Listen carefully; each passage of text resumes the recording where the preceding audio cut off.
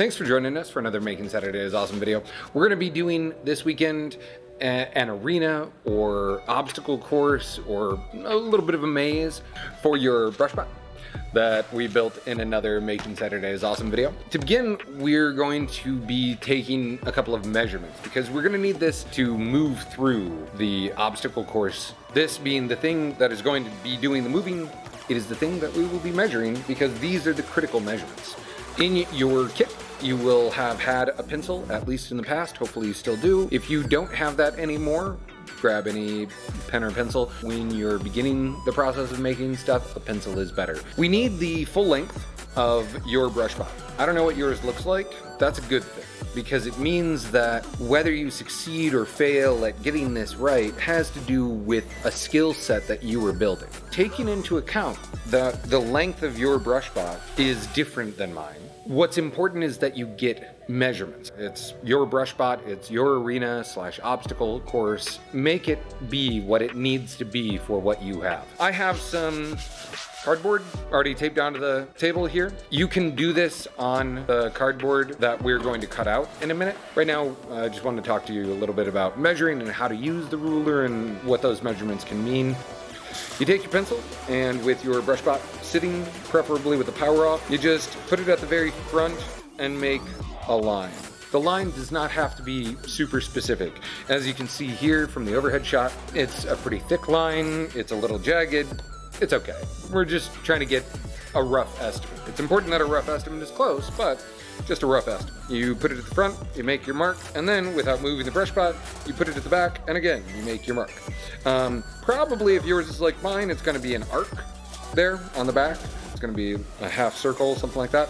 Just measure to the top of that, and you can kind of indicate for yourself where that is with a little V pointing to the point that you should actually be measuring to and from.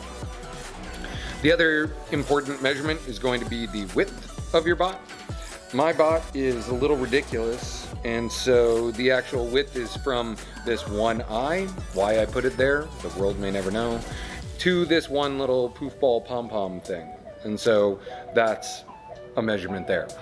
This provides an interesting problem that we're going to have to solve in just a minute, but the fact that this line and this line don't line up. So they're going to be difficult to measure to if we don't do something to them, but we will. Tools of measurement are super important to making anything because it's necessary to know that pieces are what you think they will be if they have to fit into some specific spot. A lot of what we're doing, you can kind of fudge the numbers, you can get close and it's fine. As you progress in your skill set, you will want to be able to know things at finer and finer detail. The reason that this ruler looks the way that it does, 0 isn't marked as the end of the ruler and 12 isn't marked at the end of the ruler, is because it protects your ability to measure things from damage when you drop it. When you look at any ruler, it's important to take that into consideration, and you should prefer ones that have that kind of protection. We're going to use it now to measure the length first of our BrushBot. We do that by laying down the first tick mark. Just to be sure, I'm going to go to the outside of that mark. The BrushBot was sitting here, so I'm going to go to the outside of that mark and start my measurement there. And then I'm going to come down to the other end where I marked out the BrushBot, and we see that the tip of this is at this little tip. This is a good moment to talk about how to read a ruler. From 7 to 8, there are lots of these little tick marks, and you'll notice that they are noticeably different lengths than one another. The longest of those, the tick marks between 7 and 8, the longest of those is the half. That's the halfway point between the two numbers at either end. Those numbers, by the way, are called integers. An integer number is a whole number. That is no part. 1, 2, 3, 4, 5, all the way up. Those are your whole numbers or integers. Between these two integers, we have the halfway mark, which is the longest of them. And then there will be two that are a little shorter than that, but longer still than all the others. Those are the 1/4 inch mark. This is 7, this is 7 1/4. This is 7.5 or 7 2/4, because 2/4 and 1/2 are the same fraction once 2/4 is reduced. 7 3/4 because we are 1, 2, 3/4 out, and then 8. You don't say 7 4/4 because if you have 4 over 4, that divides out to 1, so you just add 1 to 7, which gives you 8. 7 and some other things. Great, we don't even need those. Those are past where we need. We're gonna move on. We see that this is the mark that we actually need to count to, because it is the one that happens to be directly in line with the tip of my measurement. So on these two, we see that they are not lined up with one another. So if I try to measure between them, it's not going to work great because I have to angle it, and when I make that angle, this length is longer than the length between the two things, exactly where they are. Some angle will add length to that. We don't want to do that. So we have to extend at least one of these lines. The way that we do that is laying the edge of the ruler, which is a very good straight line. So we lay it along the line. I didn't make a very long line, and now I have a pretty good idea that it's decently straight enough for this kind of measurement. I've extended that line up enough that I can now just measure between the two things. I measure over, it's exactly 3 inches. I'm going to round that up to 3.5 inches just to give us enough room. Draw my 2 darker lines that are quite straight in the middle, right 3 and then inches, and then we draw our lines over so that we know what that is. And it is 3.5, so the inch mark goes out there and these go away. We know that our bot is going to need 3.5 inches of width to move around, and we know that it's going to need 8 inches of length to move around. Using that, we can get to actually building.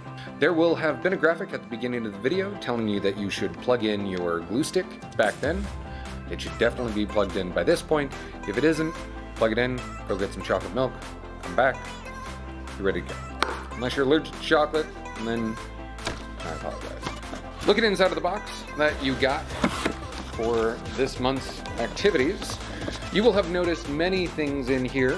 For this, it's most important to take note that the piece that is folded like this is not for this project. Take this piece and set it aside. We're not going to be using that in this build. You will also have noticed that there are a bunch of pieces of cardboard that are kind of nicely wedged in there.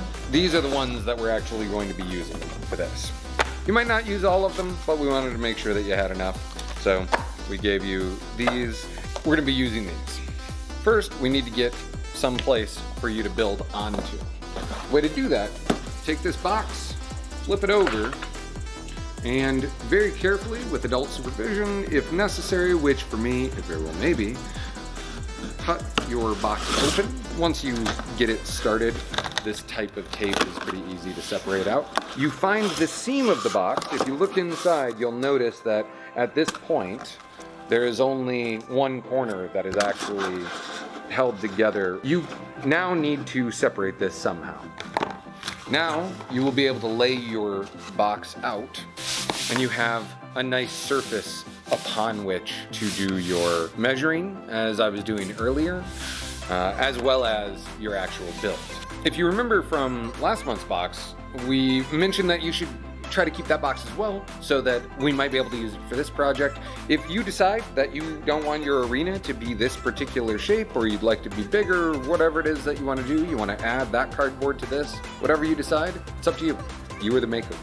A good idea now is to sketch out an idea of what you want your arena to look like.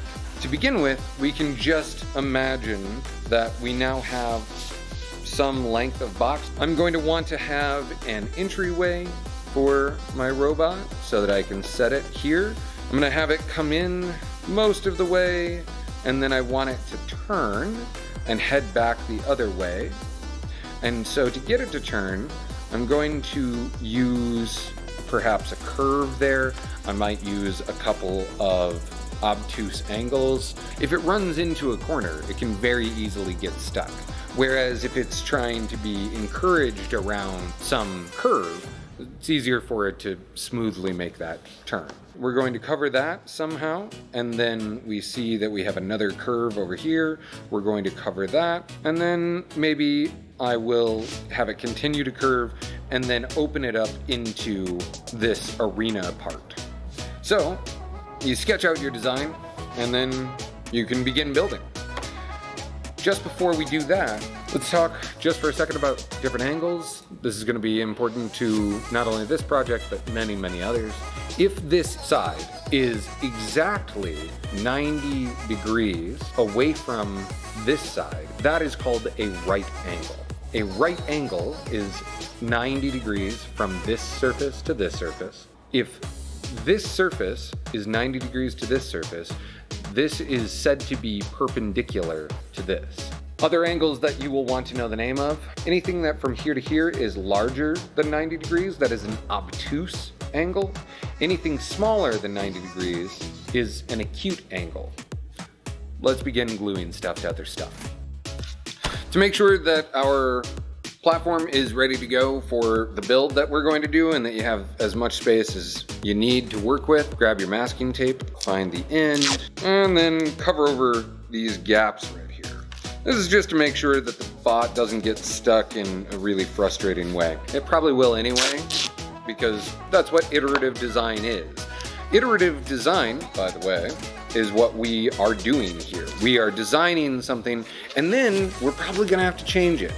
To change something, to make another of something, is to iterate. And so we're doing our best for the problems we can see, and then we're gonna see problems we didn't see. And we will fix those when they occur. That gives us a little more space for stuff not to get caught nearly as easily. I think I'm gonna put a wall here, and so the way I'm gonna do it is I'm just gonna put some glue along this edge. Requires several pulls, so be careful. Try to move slowly but steadily. Pop it down. Interestingly, I might need bracing to hold some of this up. And so that's another problem that I didn't think of until just this moment. So we'll talk about how to do that if it comes to pass that it's necessary. If we're having walls that fold in on themselves, I'll show how to do bracing. We're gonna curve this around and make the outside of the arena. I'm just using my hand to make a bunch of obtuse angles. The effect of making many obtuse angles in a line like this is that you wind up with a curve. Because I'm just thinking about how this is gonna run into the wall, right? It's gonna come down this way, and then where's it gonna run into the wall? How will it move around? A good way of getting this to look the way we want is to draw out vaguely where we want this piece to sit with a pencil first. As you notice, I did not do that, and so it will not look nearly as nice as yours will if you do that. But just to make sure that we fit the other one, I am going to draw the next one. And kind of figure out what I want that to look like. As I said on my drawing here, you'll see the graphic right there. I want that to kick in and put it out into this area.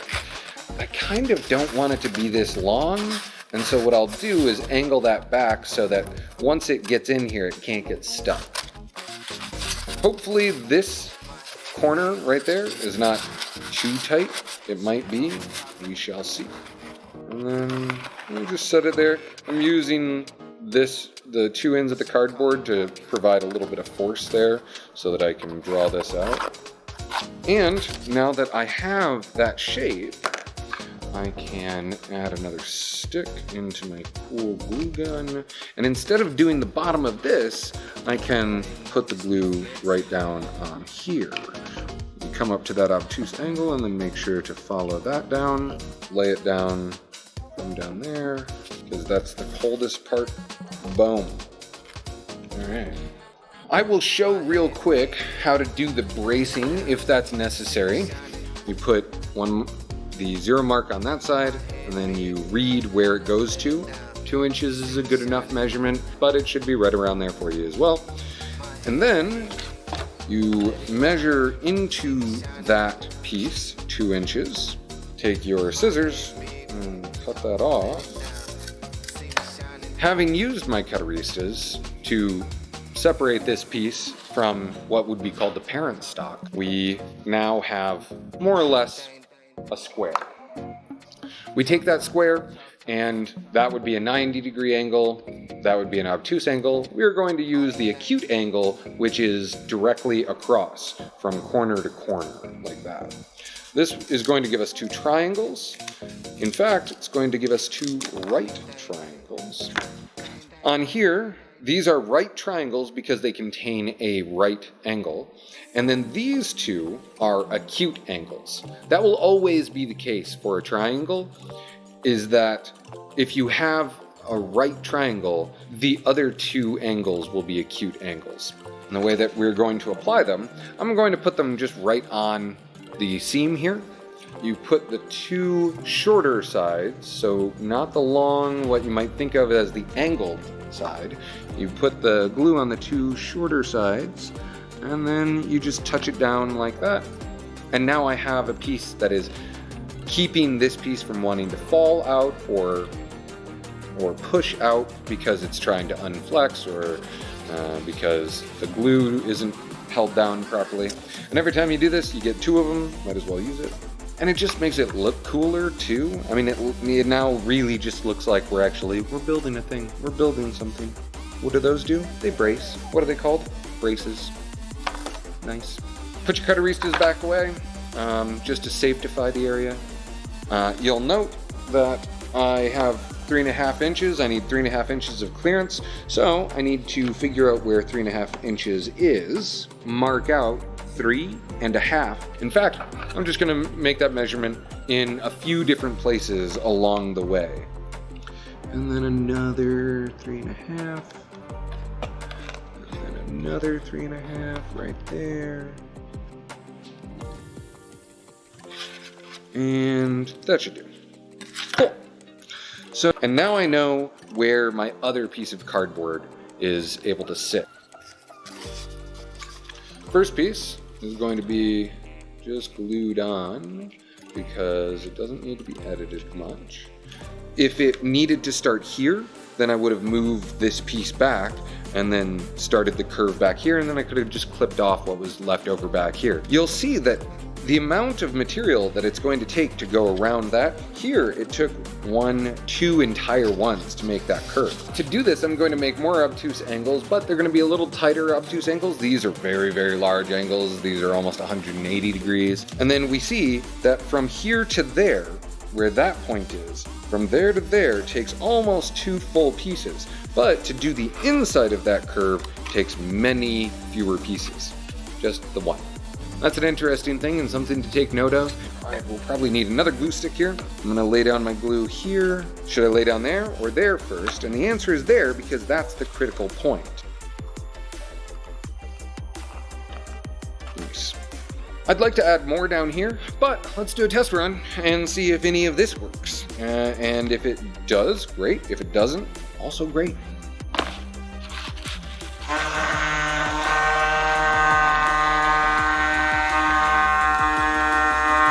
Alright, so bit of a problem with the angle of the board there. Bit of a problem with this part. It doesn't want to get over this little part that I take down. Remember earlier I said that it was going to take some problem solving to do that? Oh, also, if you notice, it has hooked itself over the cardboard. And so it was never going to go anywhere. Okay, now we're off to the races. Great.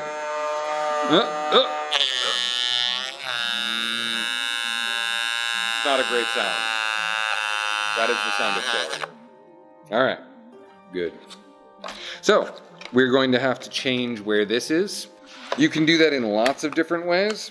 I am just going to carefully pry this up.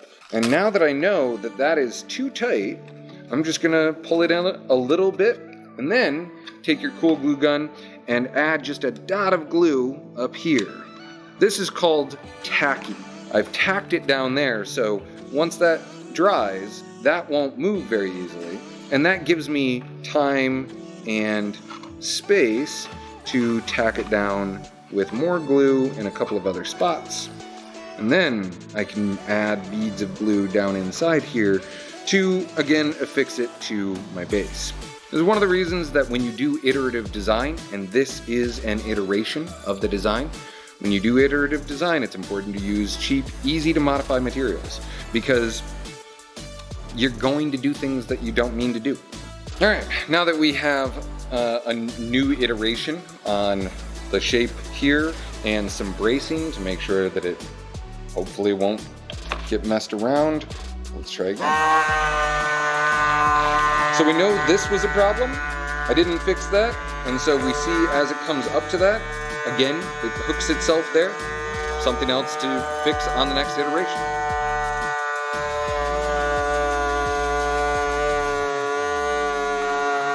I'm not sure why it's getting stuck there. It's perhaps one of the little pom-poms.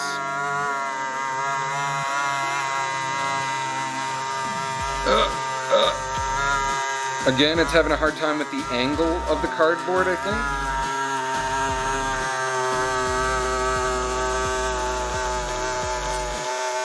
All right, not bad, little buddy. Doing pretty good. Well done, you made it. To make this work better, I'm going to shore this up a little bit. You know what, actually, tape instead. That'll make it real nice and smooth. So, first I'm gonna tape over it in this direction, and then I will tape over it in the other direction. Why? Because we want it to slide over it, and we know that it catching is a problem, so. We also saw that it got stuck here, so we can perhaps bend it out just by pushing on it a little bit. We can re-glue it here just a little bit. And again, the warp of the cardboard is causing problems, so perhaps a flatter piece of cardboard would be a better approach for this particular project. Some other box with a flat section on it.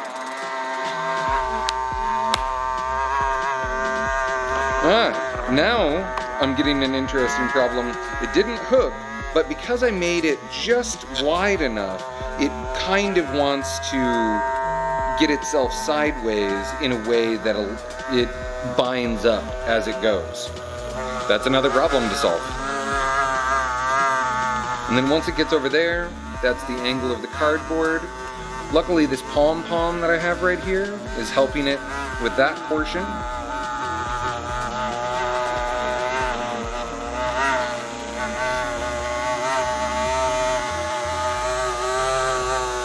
All right, not bad.